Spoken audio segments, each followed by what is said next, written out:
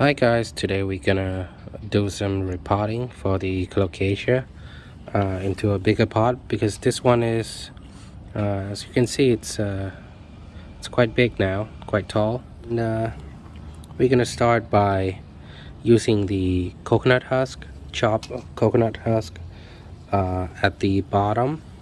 As you can see there, it's about 1/3, 1/4, 1/4 of the pot. And then we would put this soil mix, which as I can see, there's peat moss, perlite, some tree bark, and pumice. Again, I'm not so sure with the pronunciation. As you can see here, there are two size of pumice that is used in this soil mix. So, and we're just gonna dump it in the pot. And now we got our plant out, and we're gonna repot into a slightly bigger pot. In my opinion, I don't like to go with a large pot straight away, because it will rot. What my experience, it does rot, because my way of raising my colocasia is basically like in the water like that. They all has water in the pot, and this little guy here, I don't think it can tolerate a lot of water yet. So and the bigger pot, it means it'll hold more moisture, hold more water. That's not really good for it.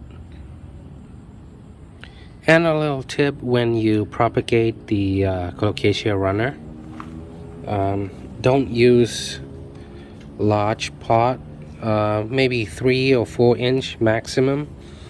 And over here I use peat moss, but I didn't leave it in the tray full of water. That one, as you can see, I use a lot of perlite, so it's okay to be in the water.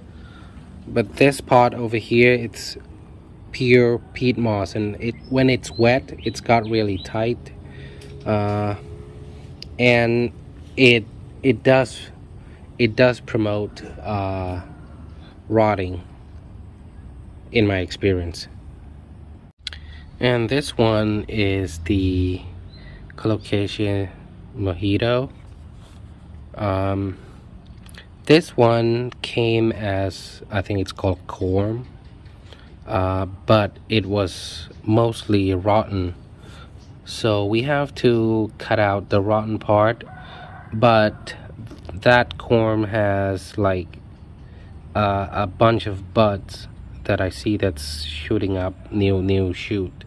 So after like 2 weeks, this is what we got from that rotten corm. Like, let's say half rotten there. That's all it has left.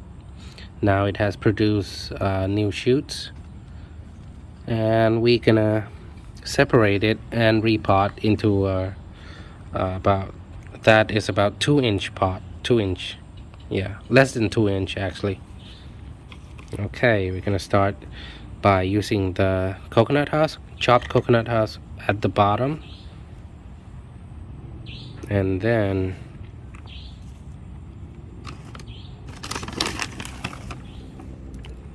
put your soil mix of choice in.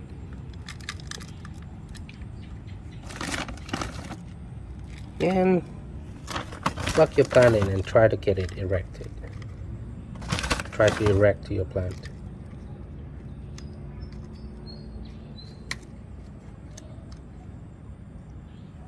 That is done. Okay, and then we'll just water it, and then put it back on the tray that has some water in it. Now again, this soil mix is it's not like pure peat moss. It's quite, I think it's good drainage, so it's okay to be in the water for a small colocasia like that.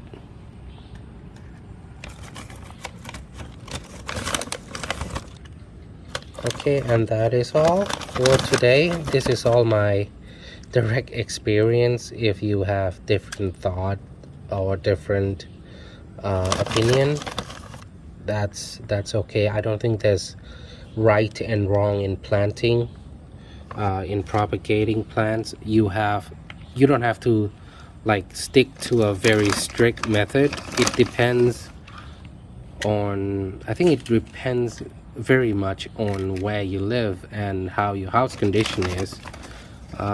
So I think research a bunch of method on how you should plant your plants, and then, you know, try to do it yourself. See if it suits your condition. I tried a couple of ways.